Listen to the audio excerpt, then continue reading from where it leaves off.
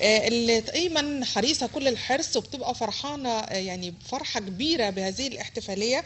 الأستاذة المهندسة أمل مبدة، رئيس الاتحاد الرياضي للإعاقات الذهنية، اللي هي معانا حاليا على الهواء عشان تدينا تفاصيل. برحب بيكي وأهلا وسهلا بيكي.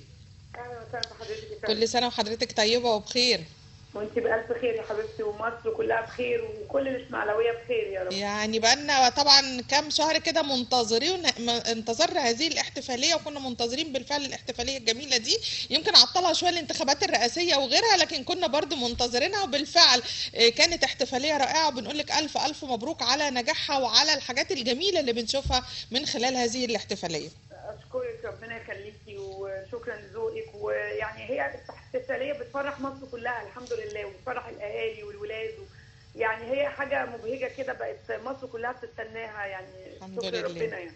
دايما بتقولي من خلال تصريحاتك ان اهاليهم اهالي ذوي الهمم واجهوا صعوبات كثيره جدا، وكانوا بحاجه بالفعل لهذا الدعم وهذه الاحتفاليه الرائعه اللي بتبرز كل مواهبهم في شتى المجالات، وادتهم ثقه كبيره جدا. فيعني عايزه نقول بقى عن هذه الاحتفاليه وكواليس الاحتفاليه دي. بصي، هم الاهالي دايما بقول هم الابطال الحقيقيين ورا اي حاجه. مم. احنا بس بنحاول ندعم ونسند، والدعم والسند بيجي اكتر من القياده السياسيه، وبيجي من فخامه الرئيس ودعمه الشديد وايمانه الشديد بيهم وبقدراتهم.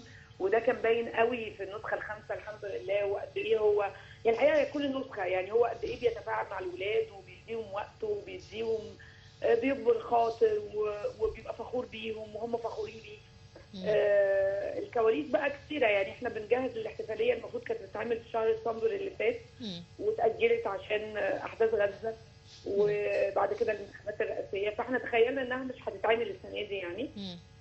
وبعدين الحقيقه لقينا في حرص شديد من الرئيس، ويمكن ده بان في الكلمه لما قال انا بستناها، كلنا بنستناها، اليوم ده بنستناه من السنه للسنه. صح. فبقيت يعني بقينا عارفين كده انه اليوم ده بقى يعني مم. يوم مقدس كده، انه مم. موجود في الاجنده الرئاسيه وعند فخامه الرئيس وعندنا كلنا يعني. مم. بنحضر له طبعا 6 شهور او 4 5 اشهر قبل الاحتفاليه، بالفقرات، بتدريب الولاد، باكتشاف المواهب اللي انتوا شفتوها، بتدريب زي الاستعراض اللي حضرتك شفتيه، يعني حاجه يعني اعتقد مصر كلها اشادت بيه، مم. لانه يعني التناغم بين الولاد فبس فيعني الحفله بتحقق مكتسبات رائعه، يمكن اهمها السنه دي ال 10 مليار جنيه للفقر. فعلا. وده طبعا معناه زياده الخدمات مم. وزياده عدد المستفيدين اه. وجوده الخدمات المقدمه. فكل حاجه يعني دايما الاحتفاليه بتخرج بالكثير من المكتسبات اللي مش بتغير حياه اللي ظهروا بس، او بتديهم حاجه حلوه زي الولد مثلا اللي اخذ عضويه الزمالك، او اللي ايوه. هيروحوا يزوروا العاصمه الاداريه، لكن بتبقى حاجه لملايين من القادرون باختلاف كل الفئات. مم. وما وراءهم، يعني مش بس دول بيمثلوا يعني قطاع عريض وموجود طبعا، وهو ذوي الهمم، فكل اي مكتسب بيعود عليهم كلهم، اي مكتسب بيتاخد يعني. بالظبط. طيب، أنا شايفة يعني دعم السيد الرئيس مستمر وبشكل كبير جدا لذوي الهمم، يعني كل عام بيبقى فيه دعم مستمر، كمان اكتشاف المواهب، اكتشاف الناس اللي عندها الأبطال، يعني حتى السيد الرئيس بيبقى متذكرهم بالاسم، يعني من خلال هذه الاحتفالية، وشفنا قد ايه انه تذكر تقريبا على ما اعتقد جودي.